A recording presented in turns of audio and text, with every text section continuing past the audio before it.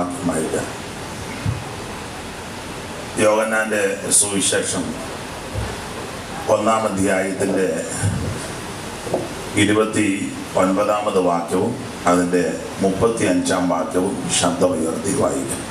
പിറ്റേന്നാൾ യേശു തന്റെ അടുക്കൽ വന്നത് അവൻ കണ്ടിട്ട്, ഇതാ ലോകത്തിന്റെ പാപം ചുമക്കുന്ന ദൈവത്തിന്റെ കുഞ്ഞാട്. 35-ാം വാക്യം കൂടെ. പിറ്റേന്നാൾ യോഹന്നാൻ പിന്നെയും തന്റെ ശിഷ്യന്മാരിൽ രണ്ടുപേരുമായി അവിടെ നിൽക്കുമ്പോൾ കടന്നു പോകുന്ന യേശുവിനെ നോക്കിയിട്ട്, ഇതാ ദൈവത്തിന്റെ കുഞ്ഞാട് എന്ന് പറഞ്ഞു. നമുക്ക് ഒരു നിമിഷം കൂടെ ദൈവസന്നിധിയിൽ പ്രാർത്ഥിക്കാം. മഹത്വവാനും പരിശുദ്ധനുമാകുന്ന ഞങ്ങളുടെ ദൈവമേ, നല്ല രാത്രിക്കായിട്ട് സ്തോത്രം. കൂടപ്പെട്ടിരിക്കുന്ന എല്ലാവരെയും ഇന്ന് രാത്രി ആശീർവദിക്കണം. അങ്ങയുടെ വിലയേറിയ ഭൃത്യന്മാർക്കായിട്ട് സ്തോത്രം. എല്ലാവരെയും ശക്തീകരിക്കണമേ. പ്രിയപുത്രനെ ഞങ്ങളെ കൂടി മഹത്വപ്പെടുത്തണമേ.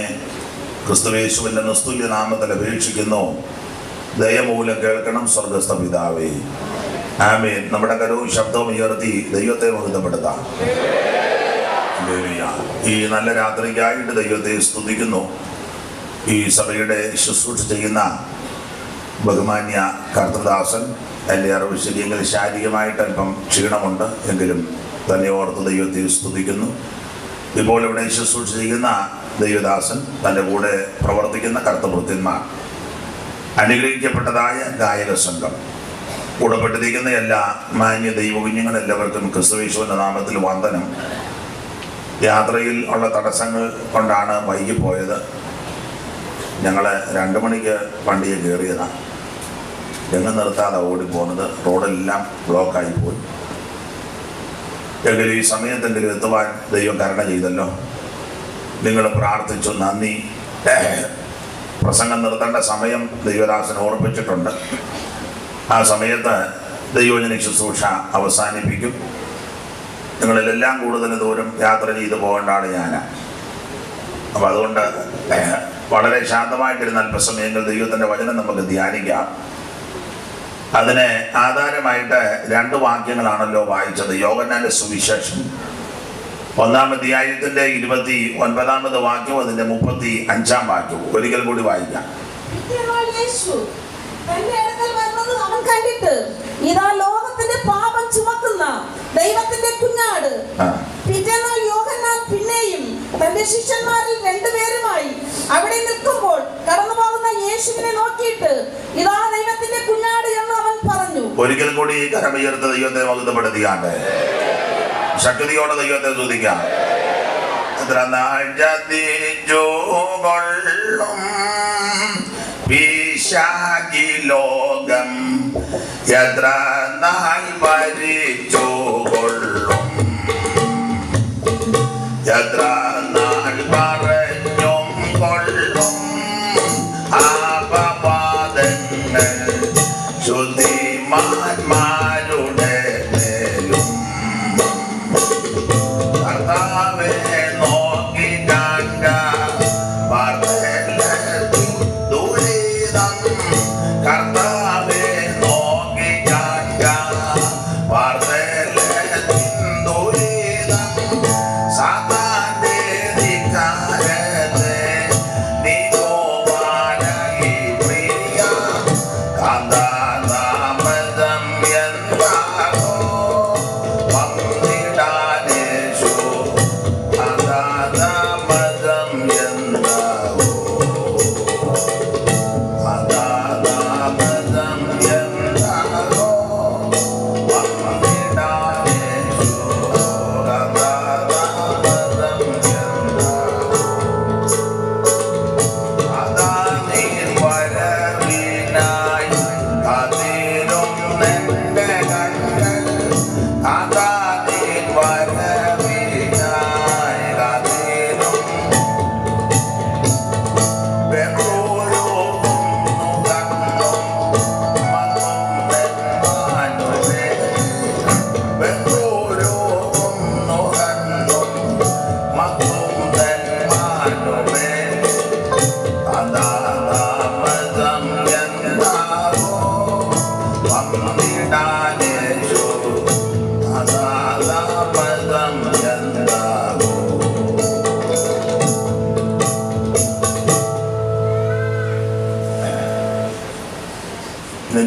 എല്ലാം ശബ്ദം താക്കണം, എൻ്റെ ശബ്ദം മേളിൽ നിൽക്കണം. ആരാ ഇത് ഓപ്പറേറ്റ് ചെയ്യുന്നത്? എല്ലാം താത്ത.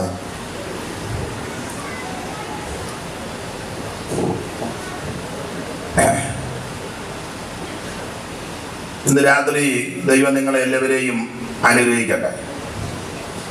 2 വാക്യമാണ് ഇവിടെ പൊതുവിൽ വായിച്ചു കേട്ടത്. യോഹന്നാന്റെ സുവിശേഷം 1-ാം അധ്യായത്തിന്റെ 29-ാമത് വാക്യവും അതിന്റെ 35-ാമത്തെ വാക്യവും. ഈ 2 വാക്യത്തിൽ വായിച്ചു കേട്ടത് കടന്നു പോകുന്ന യേശു ക്രിസ്തുവിനെ ചൂണ്ടിക്കൊണ്ട് യോഹന്നാൻ സ്നാപകൻ വിളിച്ചു പറയുകയാണ്, ഇതാ ലോകത്തിന്റെ പാപത്തെ ചുമക്കുന്ന ദൈവത്തിന്റെ കുഞ്ഞാണ്. ഞാന് മുഖവരിയായിട്ട് ധാരാളം കാര്യങ്ങൾ പറഞ്ഞാണ് പ്രസംഗിക്കുന്നത്. ഇന്നതിന് മുതിരുന്നില്ല. കമ്പിവാചകം പോലെ ചില കാര്യങ്ങൾ ഓർപ്പിക്കുവാൻ കർത്താവ് ശരണപ്പെടുകയാണ്. യോഹന്നാന്റെ സുവിശേഷം എന്താണ്? സുവിശേഷം മറ്റൊന്നുമല്ല, കർത്താവാകുന്ന യേശുക്രിസ്തു മാനവ ജനതയുടെ പാപത്തിന്റെ പരിഹാരത്തിന് സ്വർഗ മഹിമകൾ വെടിഞ്ഞ് ഇഹലോകത്തിൽ ഇറങ്ങി വന്ന നസറേയനാകുന്ന യേശുക്രിസ്തു. വളരെ സ്പഷ്ടമായിട്ട് പൗലോസ് കാര്യം പറഞ്ഞിട്ടുണ്ട്. ദാവീദിന്റെ സന്തതിയായി ജനിച്ചു മരിച്ച് അടക്കപ്പെട്ട് ഉയർത്തെഴുന്നേറ്റ യേശുക്രിസ്തുവിനെ ഓർത്തുകൊള്ളുവീൻ, അതാകുന്നു ഞങ്ങളുടെ സുവിശേഷം. യോഹന്നാന്റെ എഴുത്തിന്റെ ഉദ്ദേശം യേശുക്രിസ്തു ദൈവമാണെന്ന് തെളിയിക്കുക. 4 പേരാണല്ലോ പ്രാരംഭത്തിൽ സുവിശേഷം എഴുതിയത്: മത്തായി, മർക്കോസ്, ലൂക്കോസ്, യോഹന്നാൻ. ചരിത്രം പഠിപ്പിക്കുന്നത് മത്തായി ഈ യഹൂദന്മാരെ ഉദ്ദേശിച്ചാണ് ഇത് എഴുതിയിരിക്കുന്നത്. മർക്കോസ് റോമാക്കാരെ ഉദ്ദേശിച്ചാണ് എഴുതിയിരിക്കുന്നത്. ലൂക്കോസ് യവനായരെ ഉദ്ദേശിച്ചാണ് എഴുതിയിരിക്കുന്നത്. എന്നാൽ യോഹന്നാന്റെ എഴുത്തിന്റെ പ്രത്യേകത ദൈവസഭയെ ഉദ്ദേശിച്ച. ആ എഴുത്തിന്റെ ശൈലി കാണുമ്പോൾ അറിയാം. മത്തായി യഹൂദന്മാരെ ഉദ്ദേശിച്ചെഴുതി. കാരണം യഹൂദന്മാരെ ഉദ്ദേശിച്ചെഴുതി എന്ന് പറയാൻ കാര്യം, യഹൂദന്മാർക്ക് ഈ പാരമ്പര്യം വലിയ ഇഷ്ടമാണ്. പാരമ്പര്യം. അപ്പം അതുകൊണ്ട് ആ പാരമ്പര്യത്തെ തൊട്ടാണ് മത്തായി എഴുതിയിരിക്കുന്നത്. അതാണ് മത്തായി സുവിശേഷത്തിൽ നമ്മൾ വായിക്കുന്നത്. വായിച്ച് 1-1 മുതൽ. അബ്രഹാമിന്റെ പുത്രനായി ദാവീദിന്റെ പുത്രനായ യേശുക്രിസ്തുവിന്റെ വംശാവലി. അബ്രഹാമിന്റെ പുത്രനായി ദാവീദിന്റെ പുത്രനായ യേശുക്രിസ്തുവിന്റെ വംശാവലി. യഹൂദന്മാർക്ക് വംശാവലി ഇഷ്ടമാണ്. ഇന്ന ആട അപ്പന്റെ അങ്ങനെ കേൾക്കുന്നവർക്ക് ഇഷ്ടമാണ്. നമ്മളിലും ചിലർക്ക് അത് വലിയ ഇഷ്ടമാണ്.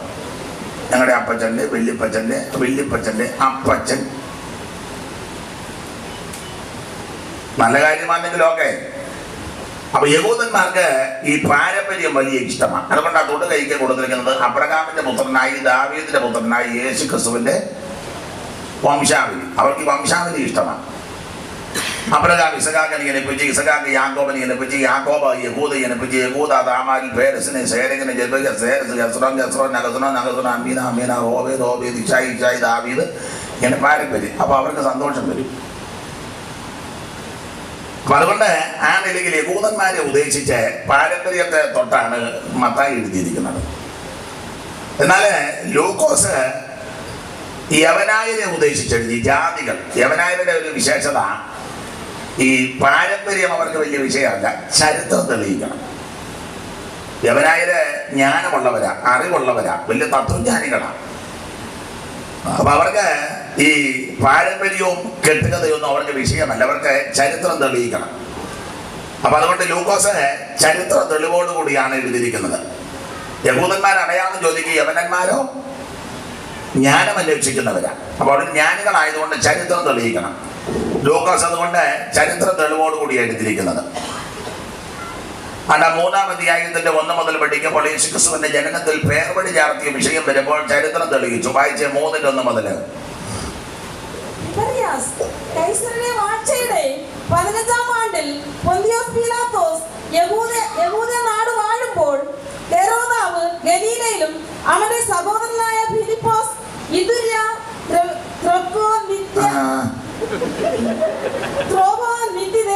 അത് ക്ലിയർ ആക്കിയിട്ട് മുന്നോട്ട് പോയാൽ മതി.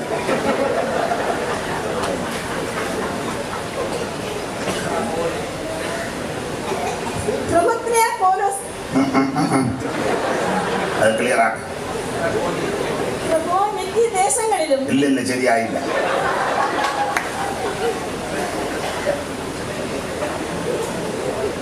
ഇവൃത്യ ത്രബോനിത്തി ദേശങ്ങളിലും. ഒത്തു വരുന്നുണ്ട്, ശരിയാക്ക്. ആരാ വായിക്കുന്ന? ആരാ കാണുന്നില്ല? അപ്പോ അമ്മയാണ്.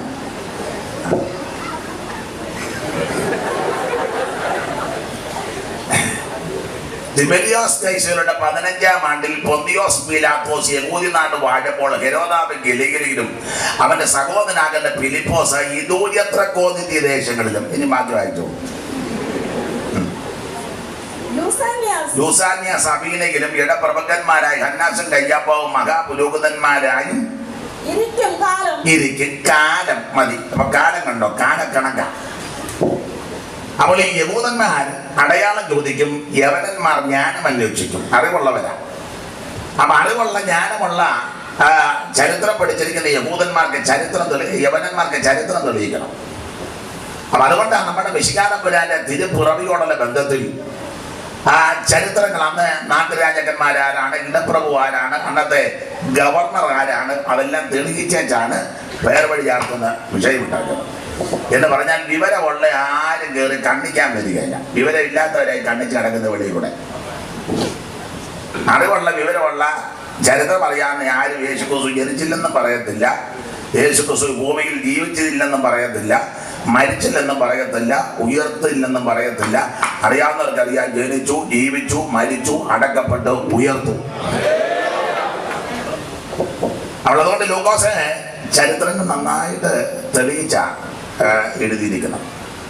ഇനി ഓർപ്പിച്ചില്ല, മത്തായി യഹൂദന്മാരെ ഉദ്ദേശിച്ചെഴുതി, ലൂക്കോസ് യവനായരെ ഉദ്ദേശിച്ചെഴുതി, മർക്കോസ് റോമാക്കാരെ ഉദ്ദേശിച്ചെഴുതിയതാണ്. അന്നത്തെ ഭരണം റോമൻ ഗവൺമെന്റ്. ഈ റോമാക്കാരുടെ ഒരു പ്രത്യേകത, റോമാക്കാർക്ക് നല്ല സ്റ്റാൻഡേർഡ് ആയിരുന്നെന്ന. ഇന്നത്തെ അമേരിക്കൻ സ്റ്റാൻഡേർഡ് പോലെ അന്നത്തെ റോമാക്കാരുടെ സ്റ്റാൻഡേർഡാണ്. സ്റ്റാൻഡേർഡിൽ നമ്പർ 1 ബ്രിട്ടീഷുകാരാ. അതാ ബ്രിട്ടീഷ് സ്റ്റാൻഡേർഡ്. അവര് ഇവിടെ വന്നാണ് നമ്മളെ ഇംഗ്ലീഷ് പഠിപ്പിച്ചത്. അതുകൊണ്ടാണ് നമുക്ക് ഇംഗ്ലീഷിന്, ലോകത്തിലെ ഇംഗ്ലീഷിന്റെ സ്റ്റാൻഡേർഡ് നമ്മുടെ ഇംഗ്ലീഷിന് സ്റ്റാൻഡേർഡാണ്. അമേരിക്കക്കാരുടെ സ്റ്റാൻഡേർഡ് ഇംഗ്ലീഷൊന്നും അല്ല. നമ്മൾ പഠിച്ചിരിക്കുന്ന ഇംഗ്ലീഷ് സ്റ്റാൻഡേർഡ് ഉള്ളതാണ്. കാരണം ബ്രിട്ടീഷുകാരാണ് ഇവിടെ വന്ന് പഠിപ്പിച്ചത്. അപ്പോൾ ഏറ്റവും നമ്പർ 1 സ്റ്റാൻഡേർഡ് ബ്രിട്ടീഷ് സ്റ്റാൻഡേർഡാണ്. ഒരാളെ പറ്റിക്കുമ്പോഴും അങ്ങനല്ലേ, ഞങ്ങളുടെ നാട്ടിൽ പറയും, പൊതുവെ പറയാനൊക്കത്തില്ല. ഒരാളെ പറ്റിക്കാൻ, കളിപ്പിക്കുന്നതിനും വേറൊരു ഭാഷയാണ് പറയുന്നത്, ബ്രിട്ടീഷ് ഡാഷ്. നിങ്ങൾക്ക് മനസ്സിലാകുകയല്ല, യോഗം കഴിഞ്ഞ് മനസ്സിലാക്കിക്കോളൂ. അവൻ ബ്രിട്ടീഷ് പറ്റീരാന്നാ പറയേണ്ടത്. പറ്റീര് നല്ല വേറൊരു ഭാഷയാണ്. അപ്പൊ എന്ന് പറഞ്ഞാൽ അവരുടെ സ്റ്റാൻഡേർഡ് കേമമാണ്. എന്ന് പറഞ്ഞ പോലെ അന്നത്തെ കാലത്ത് റോമാക്കാരുടെ സ്റ്റാൻഡേർഡ് കേമപ്പെട്ടതാണ്. റോമൻ ഭരണാധികാരി എന്നൊക്കെ പറഞ്ഞ വിലയുള്ളയാളാണ്. റോമാക്കാരുടെ ഒരു വിശേഷത, യേശുക്രിസ്തുവിന്റെ കാലത്തൊക്കെ ഇവരുടെ ഭരണമാണ്. അവരുടെ ഒരു രീതി, ഈ എന്ത് സ്റ്റാൻഡേർഡ് ഉണ്ടായിരിക്കണം, 2 കണ്ടമാനം വലിച്ചു വാരി പറയുന്നൊന്നും ഇഷ്ടമല്ല. ഷോർട്ടായിട്ട് പറഞ്ഞു തീർത്തോണം. നമ്മൾ സാക്ഷി പറയാൻ പോലെ നല്ലവനും വല്ലവനും വിശ്വത്തിന് ഹല്ലേലൂയ ഒരു കറക്കം ഒന്നും അവർക്ക് ഇഷ്ടമല്ല. സാക്ഷി പറയരുതെന്നല്ല. കഴിഞ്ഞ ആഴ്ച പനിയായിരുന്നു, പാസ്റ്റർ പ്രാർത്ഥിച്ചു, യേശു സൗഖ്യം തന്നു, സ്തോത്രം, ഇരുന്നോണം. എളുപ്പം പറഞ്ഞു തീർന്നോണം. ഇത് കഴിഞ്ഞ ആഴ്ച ഹല്ലേലൂയ നല്ലവനും വല്ലവനും ഗ്ലോറി ഹാൽ, പിന്നെ കണ്ണടച്ചൻ കറങ്ങില്ല, അതൊന്നും പാടില്ല. അപ്പൊ ഈ റോമൻ സ്റ്റാൻഡേർഡ് ഉന്നതമാണ്. വലിച്ചു വാരി പറയുന്നത് ഇഷ്ടമല്ല, ഷോർട്ടായിട്ട് പറയണം. അതുകൊണ്ടല്ലേ മർക്കോസ് റോമാക്കാരെ ഉദ്ദേശിച്ചെഴുതി. എത്ര അധ്യായമുണ്ട്? 16. മത്തായി അന്ന് 28 അധ്യായം ഇല്ലയോ? കാരണം ഈ ചരിത്രമെല്ലാം പറഞ്ഞൊപ്പിക്കണ്ടേ, പാരമ്പര്യം. ലൂക്കോസ് 24 അധ്യായം എഴുതി. എന്നാൽ മർക്കോസ് 16 അധ്യായത്തിൽ ഒതുക്കി. അപ്പോൾ തന്നെ കാര്യങ്ങളെല്ലാം ഉണ്ട് താനും സ്റ്റാൻഡേർഡായിട്ട് കാര്യങ്ങൾ പറഞ്ഞു തീർത്തു.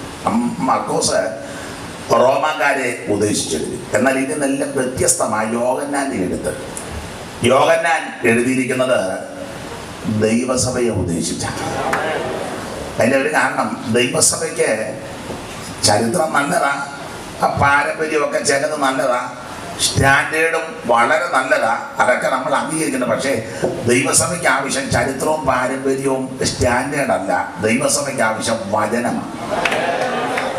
അതുകൊണ്ടാണ് യോഹന്നാൻ ആ തൊടുകൈക്ക് കൊടുത്തിരിക്കുന്നത്, ആദിയിൽ വചനം ഉണ്ടായിരുന്നു, വചനം ദൈവത്തോടു കൂടിയായിരുന്നു, ആ വചനം ദൈവമായിരുന്നു. നമുക്ക് ആവശ്യം ദൈവത്തിന്റെ വചനമാണ്. നാം ചരിക്കുന്നതും ജീവിക്കുന്നതും എല്ലാം ദൈവത്തിന്റെ വചനപ്രകാരമായിരിക്കണം. നമ്മുടെ ഉപദേശങ്ങളെല്ലാം ദൈവത്തിന്റെ വചനപ്രകാരമാണ്. ശുശ്രൂഷകളെല്ലാം ദൈവത്തിന്റെ വചനപ്രകാരമാണ്. നമുക്ക് ആവശ്യം ദൈവത്തിന്റെ വചനമാണ്.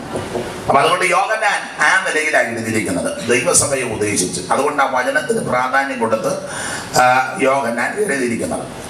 അത് ഇവിടെ 1-ാം അധ്യായത്തിൽ കണ്ടത്, യേശു ക്രിസ്തുവിനെ ചൂണ്ടിക്കൊണ്ട് യോഹന്നാൻ സ്നാപകൻ വിളിച്ചു പറയുകയാണ്, ഇതാ ലോകത്തിന്റെ പാപത്തെ ചുമക്കുന്ന ദൈവത്തിന്റെ കുഞ്ഞാട്. ഈ യോഹന്നാന്റെ സുവിശേഷത്തിന്റെ ഒരു പ്രത്യേകത, യേശു ക്രിസ്തു ദൈവമാണെന്ന് തെളിയിച്ചു. എന്റെ എഴുതിലല്ല, യേശു ക്രിസ്തുവിന്റെ ദൈവത്വം തെളിയിക്കുക. അടുത്ത കാലത്ത് മുളച്ച് കിളിച്ച് പൊന്തി പൊങ്ങി വന്ന ഒരു പുത്തൻ ദൈവമല്ല ക്രിസ്തു. ക്രിസ്തു നിത്യനായ ദൈവമാണ്. 50 വർഷമോ 100 വർഷമോ 1000 വർഷമോ 10,000 വർഷം പഴക്കമുള്ളൊരു ദൈവമല്ല ഞാനും നിങ്ങളും ആരാധിക്കുന്ന യേശു ക്രിസ്തു. നിത്യനായ ദൈവം. നമ്മുടെ ദൈവത്തിന്റെ പഴക്കത്തെ പറ്റി മോശയുടെ പ്രാർത്ഥനയിൽ കാണുന്നുണ്ട്. ഇസ്രായേലിന്റെ പ്രഥമ മഹാപുരോഹിതനാകുന്ന അഹരോൻ മരിച്ചപ്പോൾ ആ അഹരോന്റെ നിര്യാണത്തിൽ ഇസ്രായേൽ ഭാരപ്പെട്ട് വിലപിച്ചപ്പോൾ മോശയുടെ പരമപ്രധാനമായ പ്രാർത്ഥനയാണ് 90-ാം സങ്കീർത്തനം. അതിൻ്റെ 1-ാം വാക്യത്തിൽ വളരെ ശ്രദ്ധേയമായ പദങ്ങളാണ്. ഒന്ന് വായിച്ചേരമ്മേ. 90-ാം സങ്കീർത്തനത്തിന്റെ 1-ഉം 2-ഉം വാക്യം മനഃപ്പാഠമായി, എന്നാലും വായിച്ചു. നീ തലമുറ തലമുറയായി ഞങ്ങളുടെ സങ്കേതമായിരിക്കുന്ന പർവ്വതങ്ങൾ ഉണ്ടായതിനും നീ ഭൂമിയെയും നിർമ്മിച്ചതിനും മുൻപ്. മതി. പാടുണ്ട്, അനാദിയായും ശാശ്വതമായും. എനിക്ക് വന്ന് ഇത് ഇങ്ങോട്ട് വെച്ചിരിക്കുന്നുണ്ട്, എനിക്കൊരു സുഖം വരുന്നില്ലല്ലോ മണി. ഞാനിവിടെ നിൽക്കണം ഇല്ലല്ലേ?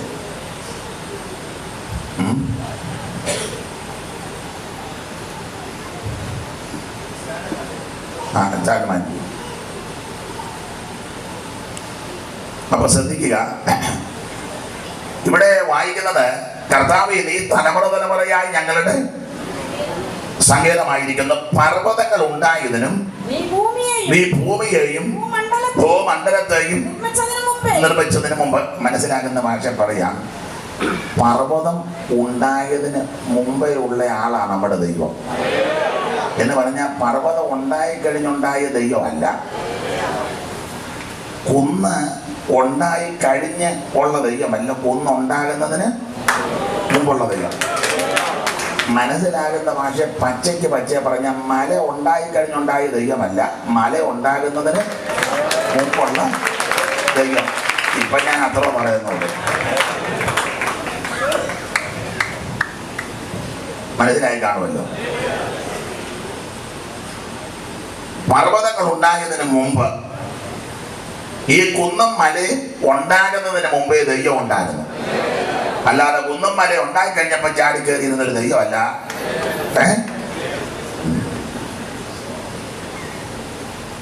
ഇതെല്ലാം ഉണ്ടാകുന്നതിന് മുമ്പേ ഉള്ള ദൈവം. ഈ ആയുസ്സിൽ നമുക്ക് ലഭിച്ച ഏറ്റവും വലിയ ഭാഗ്യം ഈ ദൈവത്തെ ആരാധിക്കുക എന്നുള്ളതാണ്. യേശുവിനെ അറിയുവാൻ, യേശു ക്രിസ്തുവിനെ ആരാധിക്കുവാൻ, യേശുവിനെ സേവിപ്പാൻ, സ്നേഹിപ്പാൻ ദൈവം നമുക്ക് ഭാഗ്യം നൽകും. സ്തോത്രം. വാനിലും ഭൂവിലും മേലായ നാമം വന്നിത വല്ലഭനാമമത്. വാനിലും ഭൂവിലും മേലായ നാമം വന്നിത വല്ലഭനാമമത്.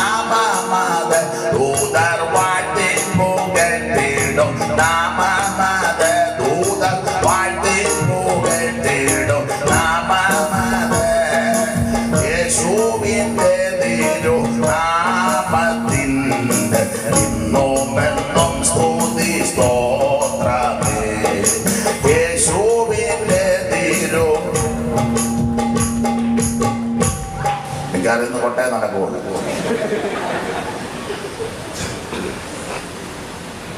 സങ്കടം ചഞ്ചലം ശോധന വേളയിൽ താങ്ങി നടത്തിയിടും നാമമാത്. സങ്കടം ചഞ്ചലം ശോധന വേളയിൽ താങ്ങി നടത്തിയിടും നാമമാത്. ഭയം ഒറ്റുമകറ്റിടും നാമമാത്. ഭയം ഒറ്റുമകറ്റിടും നാമമാത്. യേശുവിന്റെ തിരുനാമത്തിൻ്റെ എന്നും സ്തുതി സ്തോത്രമേ. യേശുവിന്റെ തിരുനാമത്തിൻ്റെ എന്നും സ്തുതി സ്തോത്രമേ. ഒരു വാക്യം വായിക്കുക. 68-ാം സങ്കീർത്തനത്തിന്റെ 25-ാം ഭാഗം.